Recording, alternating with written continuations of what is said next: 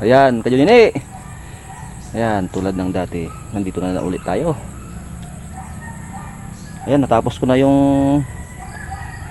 gamasad yung isang plat na naman. Yung mga, kaya lang hindi ko matanggal yung mga damo dyan sa gitna dahil bigat. Wala na tayong lakas, relax na muna. O ayan, tama na yung mga 30 minutes na paglinis ko dito. Mahaba talaga ang nalilinisan ko. Lalo na nung kalakasan ko talaga, nako. Sa isang oras ko dito, Kajunini, mga 4 na plat ang kaya kong linisan dito. Malinis yun.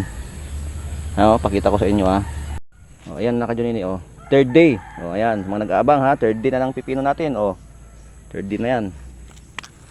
So ayan yan yung ginamasan ko na naman ngayon. 30 minutes lang yan. Hanggang doon sa dulo tapos yan. So ito na lang gilid-gilid ang tinitira ko na naman. Bali pinapagitna ko na lang yung mga damo para hindi ko alam kung hindi ko na siguro tanggalin para abono na rin sa Hindi apak-apakan ko na lang ng ganyan dahil na naman yan. Ilocano pa marunot na, mapugnaw na kumbaga. Ayan, edi pataba sa lupa. Ayan.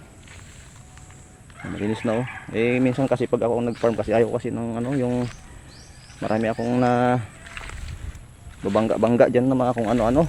Gusto ko malinis, Kajunini. Ayan. Tapos na yung third plot ko, ayan.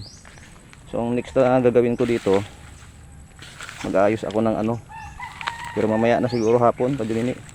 Ito yung mga twine na naman at mga kawayan niya na akyatan Lalagyan ko pa ito ng Kajunini, tali dito para akyatan. Sakto yan bago mamulaklak, naayos ko na. Ayan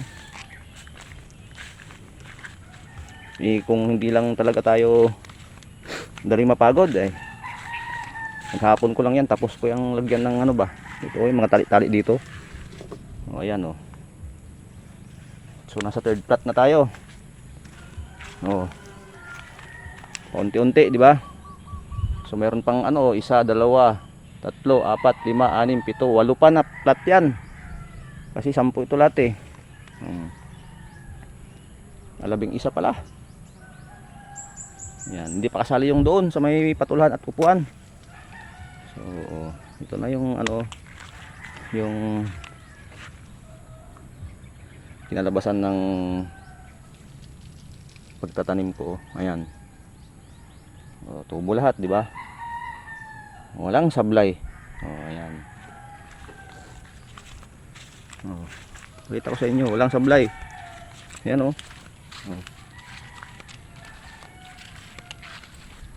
Kaliwaan. Pero kung umulan nung araw na yun na sinasabi ko na ulan, daming sablay nito, Kajunini. So ito ngayon, kahit na umulan siya, basta hindi lang buhay na po ito, Kajunini. Dahil ang pipino lalaban sa tubig yan. Wag lang yung katatanim kasi mabubulok talaga yung buto. So yan na naman yung update, Kajunini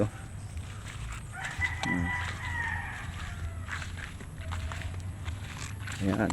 Sa mga nagkakahilig po magtanim dyan update lang kayo lagi para kung may tanong po kayo tungkol sa pipino lang kayo, mag-comment kayo at sasagutin natin yan. So mga interesado lang naman na libang-libang na magtanim ng tulad nito. Yan di ba maganda na namang tingnan. So yan lang at magandang umaga.